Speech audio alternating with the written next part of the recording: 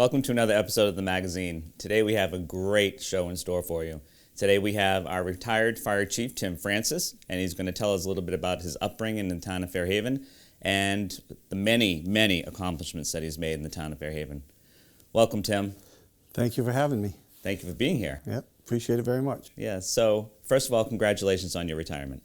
Yes, I'm enjoying retirement. I've only been retired for about a month and a half now, but I'm enjoying retirement very much so. Excellent. Well, thank you for everything that you've done, and we're going to hear more about that. All right. So why don't you start by telling us some of your upbringing in the town of Fairhaven and some of your family history, which is very rich in the town of Fairhaven. Yeah, I was born and raised in Fairhaven. All my family was raised in Fairhaven pretty much. My father was in the plumbing business, UC Francis Plumbing and Heating, and that's how we grew up in the center of town. I worked with my father every day after school. I'd get picked up and working as a apprentice plumber. I went to night school to become a licensed plumber. My father passed away when he was very young. He was 49, and I was only 16, and I was at Fairhaven High School. But I was still going to night school to get my plumber's license, which I did. And after my father passed away, I helped my mother run the plumbing business for a while. And it really wasn't what I really wanted to do with my life, but I knew it was a passion of my family. There's a lot of plumbers and relatives throughout my whole family, still to this day. But I ventured out a little bit more on my father was a call firefighter. My brother Paul Francis was a call firefighter for the town of Fairhaven. Okay. So I decided to become a call firefighter in 1978, just right out of high school. I was still doing the plumbing thing, but I became a call firefighter for the town. And I kind of liked it a lot, and I started getting really into it. And in 1982, I was appointed as a career firefighter to the town of Fairhaven. I took the civil service exam, and I still was doing plumbing a little bit on the side, helping my mom out. And then I decided that I wanted to make a career of this. So at the same time that I became a career firefighter, I ended up purchasing the Fisherman Lounge in Fairhaven, which was a nightclub back in the day on Holland Road near Roland's Tire. So I was running the nightclub, and I was being a full-time firefighter, and I was helping my mother with the plumbing business. And then we decided that it was time for my mother to sell the business, and she ended up selling it to two of the gentlemen that worked for my father for many years. So that worked out well. So she got to retire for a while, and I got to just do the Fisherman Lounge and the firefighting. Well, I did that till 1990. I knew there was going to become a lieutenant's opening for the career firefighters. One of the lieutenants was retiring, so I said, you know what, I think I'm going to take that exam. So I civil service exam for the town. Mm-hmm. So I hit the books, and I started studying while I was doing the nightclub, and I took the exam and I passed, and I became a lieutenant in 1993. And I also skipped a little part in there that in 1985, I ended up buying the Ferry Cafe also, which is now Elizabeth's in Fairhaven, and I was running that, the Fisherman Lounge, wow, and the fire department, juggling all three of them. Anyway, in 1993, I became a lieutenant for the town of Fairhaven. I took over a shift, and it was great, and I got involved in training and helping with training of new firefighters and stuff. And then in 1995, there was an opening for the deputy chief, and I'm like, well, do I really want to go that high, running two other establishments and stuff? Do I want to make that commitment? But then I thought, you know, I'm really liking this career. I think I'm going to take a shot at it. So again, I hit the books, and I started studying, and I ended up passing the deputy chief's exam, me and two other lieutenants. But I scored a little better, and I was appointed deputy fire chief of the town of Fairhaven in 1995. Great. So Chief Crowley, who was the chief at the time, took me under his wing and taught me a lot about the ins and outs of all the information we need to know and laws we have to research when we go do inspections and codes and compliances and stuff. And also at that same time, we lost our secretary who did the payroll and everything. The person ended up leaving the job, so I took over that part of the job too. I became the payroll clerk and doing all the scheduling inspections and everything, and I learned a lot doing all that. Then finally we hired a new administrative assistant, which is Christine, who is there right now, present. So she took over, and I taught her what I know about the bookkeeping end of it, and she took over that part, and I went back to being the deputy chief. In 1999, Chief Crowley chose to retire, so I was appointed the acting chief of the town in 1999, and I started studying for the exam, and the exams were, if anything, you had to know all building codes, there's so many books you had to study, and it took me a year to study for the exam. I missed out on a lot of parties, I missed out on a lot of stuff, which you know as a personal friend of mine. I know, I recall. Yeah. I recall us being by the pool, yeah, and then having parties and celebrations of our kids' birthdays, and then you saying, I'm sorry, I've got to go study.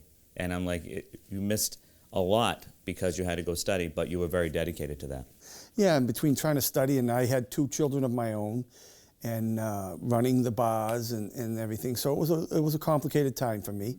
But I used to leave the house and go to the Millicent Library where I could have peace and quiet and just sit in one of their rooms and just study for hours.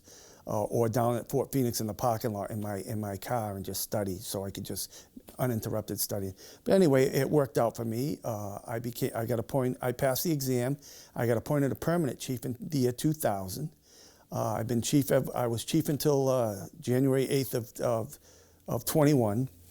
I've seen a lot over my career. I started when I started. The police department was still running the ambulance service in town. Then we started a joint thing with 1 police officer, 1 firefighter, and then finally we wanted to get into the St. Luke's paramedics, who are our paramedic service for Fairhaven, Acushnet, Mattapoisett, and so on. Were deciding they were going to bow out of the medic service, so they agreed to support the town in training some firefighters to be firefighter paramedics at the St. Luke's expense, and equipping 2 of our ambulances with the equipment to be a paramedic service. So we went through that venture. That's probably my biggest venture. Was we completely took over the ambulance service from the police department. That's a big accomplishment. Yeah, I mean, and for them it was, crime was going up, and for them to be tying up police officers in the back of an ambulance, there was so much more for them to do in the community, and there was a little turmoil at the turmoil at the beginning, but it worked out great, and the police are very happy. We're very happy. The police and firefighters right now get along so well. The police chief and the fire chief get along so well. So it worked out for the benefit of the town, and we got a great ambulance service, a great police department, a great fire service out of it. So after that, we had the Bouchard Oil Spill, which I ended up taking on. I became the incident commander for the town, representing the town of Fairhaven to make sure we were represented properly in the cleanups and everything. That was a 24-hour-a-day job. We were stationed down on West Island in a command post, 24 hours a day, 7 days a week. Between me and my deputy and my firefighters and stuff, we were manning the command post, working with the Coast Guard and working with the representatives from Bouchard Oil Spill. So we had some serious stuff go on there.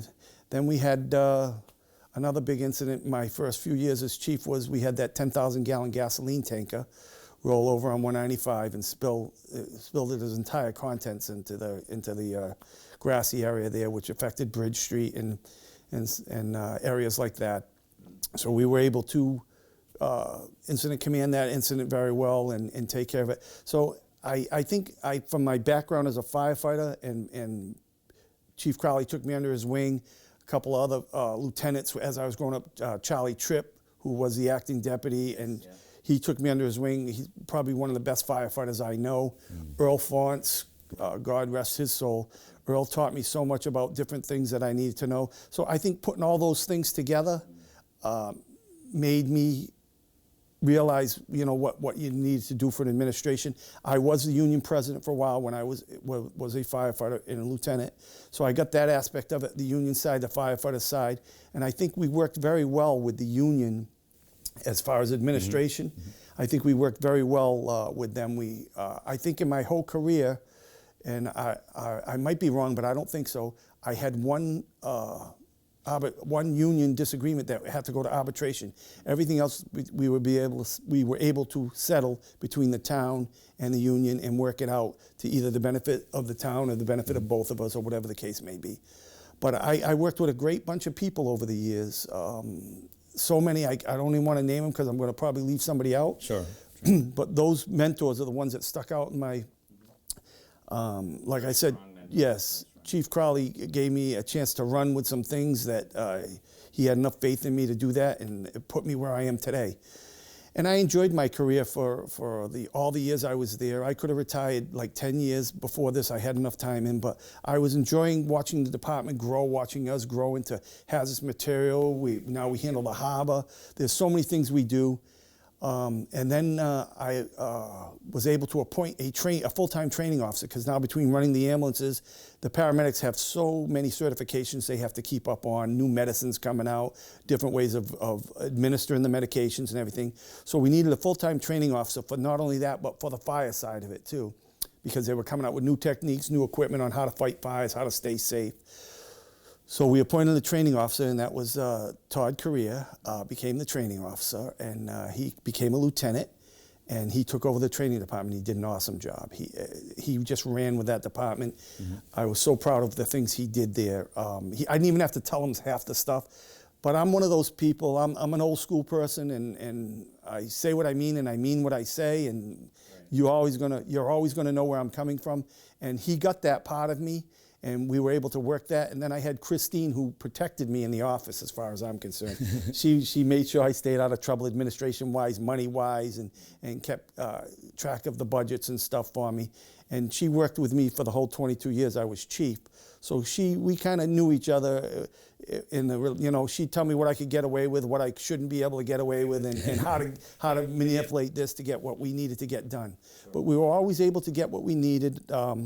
I was a town meeting member the whole time since I was 18 years old. I've been a town meeting member. I think it's a very important process in what we do. We're making decisions, financial decisions for the town. And I always believe that as the town fire chief, if I'm going to make you spend $1 million on a fire truck, it should affect me too. It should cost my taxes, my children's taxes. It shouldn't be something where I get to go live somewhere else and it doesn't affect me. So when I went to town meeting with what equipment I needed or whatever I needed, it was honesty. My books were always open. I'm going to tell you what I know. You're either going to tell me I can have it or I can't have it. And if I can't have it, I'm going to make do with what I am. But I'm telling you what I need to do the job properly, and the town always believed in me. I never had any issues on town meeting floor at all. And I tell them, come into the station, see what I'm talking about, please. And that's how it always worked for me. So I had a very great career. I had a great run as fire chief for 22 years, so I've been blessed. Yes, you have, and you've also blessed the town. Tim, there's been some serious fires in the town of Fairhaven during your tenure as fire chief. How do you prepare your firefighters for that and the aftermath? And can you talk about maybe one particular fire that stands out in your mind? Yeah, we've had some serious fires, fires and accidents. The hardest thing being in a small town is you pretty much know everybody. So when there's a serious accident or a fire where there's a loss of life and you have to go to that incident and then go to the family and tell them either their child, their father, their mother, or someone is not coming home tonight, and they know you, and you sit there and you cry with them, and that was probably the hardest part of my job that I hated. The best part of my job was when I could go and tell you your child, your husband, everything is safe, they're going to be all right. But thank God those outweighed the tragedies more.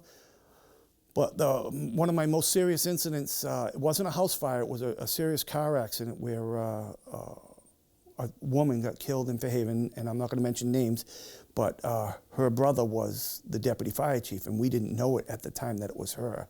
And we're working on this person, and then to figure out who it was at the end and have to tell him was the hardest part, probably the hardest. Then I've had some other close friends lose children, that I've had to go to in fires and in car accidents. I've had to go and tell them that this person didn't make it. But overall, preparing our firefighters, what we do now, and even back then we did it more unofficial than official now. We have stress debriefing teams that come in from, they're not from our community, but they've dealt with this before and they've been trained to, and we sit at a round table with everybody who was involved in that fire or incident where there was a death or a serious injury or a tragedy or something, and we air our concerns so you're not building it up inside. Now I find that works quite a bit. We've had a few firefighters that have had problems over the years where they couldn't cope with that and they've either left the service or whatever the case may be. You got to remember, we don't get called for the good times. We only get called when people are in trouble or in misery or need help. So when you see that every day, if you say it doesn't have an effect on you or a toll on you, it does. So we do roundtables a lot, especially after fires and stuff. We sit down, what do we do right, what do we do wrong? Then we have this debriefing teams come in if there was any tragedy, and let the person who found them or whatever the case may be, the firefighter, talk and get some of the stuff off the chest. And this goes on for maybe weeks on different intervals, depending on how severe the incident was.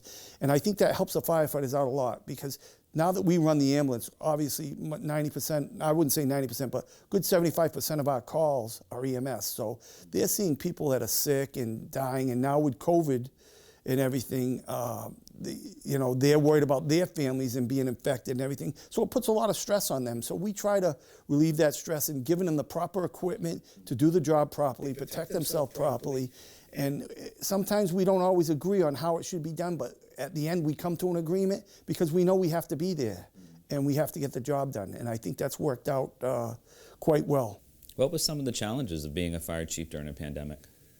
I never thought, you take things for granted, and this is the first time I've ever been through anything like this, and I'm sure a lot of people could say the same thing, but just the isolation, the quarantining, the qualifications, the exposures, it was all, at the beginning, it was all unknowing of where you stood and what was really going to affect you or what to believe and what not to believe. But with the guidance of the state and the CDC and our own Board of Health and people, and just our own instincts, we put together a plan that was suitable for everybody, and we got through. We've had a few firefighters come down with it, with COVID, but nothing severe where they were going to lose their life or anything, thank God. But we've seen a lot of lives come and go, especially in the housing for the elderly in the nursing homes and stuff. So those are areas where they were trying for us on how we're going to approach those, how we decontaminate ourselves when we get done with this whole situation. We ended up buying some extra equipment. We ended up buying washer and dryer just for the guys so they didn't have to go home in their regular clothes. Mm-hmm. They could have another set of clothes to go home into their families so they could wash, and then when they come back, their clothes would be clean at the station for them to resume, so it would be a revolving circle. Because that was a worry for people. I mean, we were taking our shoes off, leaving our shoes at the station, leaving some of our clothes at the station, washing our clothes. Some guys were, some, you know what I mean? So it with the mask constantly, and it was a trying time for us, but we knew we had to be there for the public, and I think we did a great job overall. We're doing the vaccines now. We're not doing the vaccines. We're doing the COVID testing. We're hoping to get into the vaccines maybe for local people eventually that can't get out of the house. I know the new chief, Todd Career, is working on that kind of thing with the Board of Health to get some of those people that just can't get out to get the vaccine. Either that or they're going to make arrangements to have somebody else come in and make sure they get vaccinated if it doesn't happen through the department. But I know those are all things he's working on. Mm-hmm. How do you feel about the new chief? You know what? I've watched him come up the ranks from training officer to deputy chief. And his last few years as deputy chief before I decided I was going to retire, Todd, when he became the deputy fire chief, he stepped into a role and took a lot of responsibilities away from me that I had.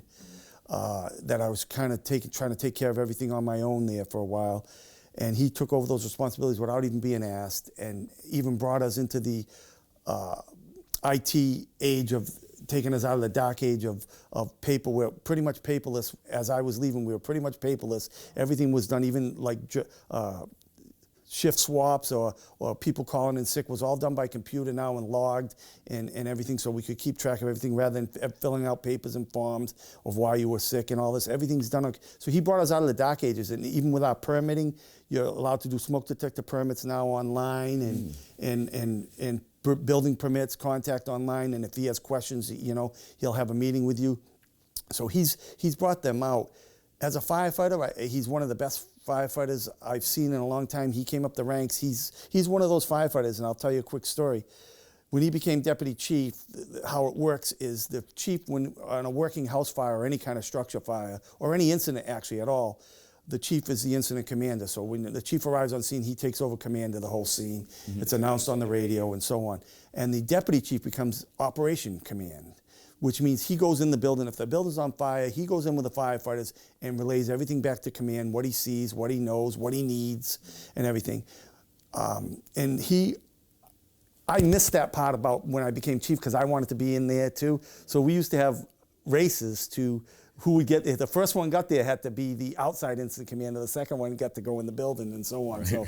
So we would have that. But he was always there before me. I don't know how he did it, but he would just like to. He was a hands-on guy. You know what I mean? So now that he's administration, he gets both sides of it. He knows what the firefighters are going in the building and what they're going through and what equipment is needed or how we can better use that equipment. So now as chief, we've brought a lot of new equipment in. We've gone from gas-powered jaws of life to battery-operated jaws of life. Mm-hmm. All this new state-of-the-art equipment that makes our job so much easier and so much faster, getting people in and out of cars, houses, down, up and down stairs with stretchers, and all this stuff. So he was a big part of that. And I already see him. I only go to the station a few times, once in a while, for different meetings to help him out because I'm on the apparatus study committee still. But I see the progress he's still making and what he's still doing. So I know he's going to keep carrying it forward. He's going to keep making it better. And he has a great bunch of men and women working for him. So a lot of young people. So there's a lot of knowledge he's going to pass on to those people. And it's going to be a great department. I'm very confident it's going to be a great department. Well, from what I've known of him too, he's always been very conscientious and definitely learned a lot from the recently retired fire chief. And big shoes to fill, but I think the town is in good hands, Tim. Yeah, I think he's up to the task, definitely. He's going to fill those shoes. And he's got great people behind him now, so it makes the job even easier for him. So I think he's going to do well. Good, excellent. And any future plans for you, Tim? Yeah, well, I'm looking at a couple of things that I don't want to say yet, but I'm going to do a little I'm just going to grab a little part-time work somewhere as something that I don't have to worry about too much, just to occupy some time. So I'm not just doing nothing all day long or sitting around. I've been watching I just started watching my grandchild, so that's a blessing right there. So I just started doing that, so I'm really liking that. So yeah, I'm looking forward to the future. I plan on staying in Fairhaven. I'm trying to find a house in Fairhaven, but the prices of houses right now are a little unreasonable. Right. But eventually I will find a house because I want to have a resident in the town of Fairhaven. This is where I was born and raised. This is where I love to be, and this is where my children are. So, Tim, tell us about the last ride. The last ride was a very humbling experience for me. I never thought that many people, even during COVID, you figure with COVID you're going to keep it to a low key. We couldn't. I never thought that many people would show up and grace me with their presence. And I'm talking about chiefs from other communities. I'm talking about residents. I'm talking about family. It was just very humbling to stand out there and then see my firefighters when I pulled up, all in their uniform, standing, and my daughter brings me a tissue, and I'm like, really, Samantha? You're not helping things, but she bet me that I was going to cry, and she won. She also put a lot of work into that, too. She did, and she's the apple of my eye, her and my son. But to see... And your grandson. Oh, I'll never forget my grandson, but... to see my firefighters standing there at attention and saluting me, and I tried to give them some of my words of wisdom of take this job seriously, but it's got to be something that's in your heart and you enjoy, and you're here to help people, but you're also here to help yourself. And I gave them a little speech out there that I'm sure people have seen, but it was probably one of the most humbling days of my career, just to know that many people appreciated what I've done over the years. And I have to tell you, I love doing it. So it wasn't like it was a chore for me. It was more, but I knew it was just time for me to go. It's a young generation coming up, and they have so much more knowledge to give, and so much more technique and new stuff to learn. And so it was time for me to step aside and let them venture forward. Well, Tim, you certainly have done your fair share and more for the town of Fairhaven as our fire chief. And I know that I always felt very safe living in the town of Fairhaven with you on the realm as our fire chief, as well as I will with Todd. But I can't thank you enough for everyone, every resident in the town of Fairhaven, for keeping us safe and keeping us very well cared for. Well, I just want to thank all the people at town of Fairhaven for having faith in me and trusting in me and letting me protect you and take care of you and your families over all these years. I enjoyed it very much, and I know it's going to go forward. And I'm still going to be here watching over. I'm still a town meeting member. I will still be here to give any advice or help in any way that I can. Well, thank you, Chief, and congratulations on your retirement. Thank you very much. Thank you. I look at this group and, I look at, this is the future of the Fairhaven Fire Service. And I couldn't be more proud. And I said I wasn't going to do this. But I couldn't be more proud of what I'm looking at. You men and women have a great future ahead of you. You're under new leadership who's going to take you places way beyond where you are now. Always feel that you need to learn. Don't think you know everything, because you're never going to know everything. I've been here 42 years and I still don't. You're going to make mistakes, but you're going to learn from them. And you're going to do good things for the service of the town of Fairhaven people. And for yourselves also. Your brothers and sisters, you need to treat yourselves like brothers and sisters and take care of each other. And always, excuse me, Samantha, I hate you for this. Always watch out for each other and cover each other's back. This is a camaraderie you're going to know forever. If you saw the retired chiefs that were there for me today and the rest of the firefighter service, this is a brother and sisterhood that you never forget, ever. You're going to be here for a long time. Enjoy your career, do the best you can do, and that's all people can ask of you, as long as you do the best you can do. I'm turning you over to a new chief who's been an awesome deputy chief to me. He's taken care of everything that I've ever needed, helped me more than God knows. I have a brotherhood of the Bristol County Fire Chiefs Association. I have a brotherhood with FCAM, Fire Chiefs of Massachusetts. It's all one big family. And I want to thank all my friends and my family for being here, especially my daughter Samantha, my son Scott, their mother Pam, and my sister and my whole family, because this is what it's all about. At the end of the day, you're gonna be proud of yourself, hopefully, and you're gonna do what you need to do. And I'm gonna be around town, so I'll be watching, I'll be looking out. And anytime I can help you with anything or anything you need, I'll be fighting for the fire service, I'll be fighting for the public safety, police, everybody, because that's what we need. We need people to come together. In this world of turmoil we're in right now, we need people to come together and take care of each other. Stop fighting and let's take care of each other. And that's what you people are here to do. You're here to set that example. When you're wearing that uniform you're wearing now, be proud of it. Not everybody gets to do that. So be proud of it. Thank you very much. Chief 1. Chief 1. Chief, you are now cleared from your duties. Happy retirement. WPG 651 Fairhaven Fire Department, standing by, 1306.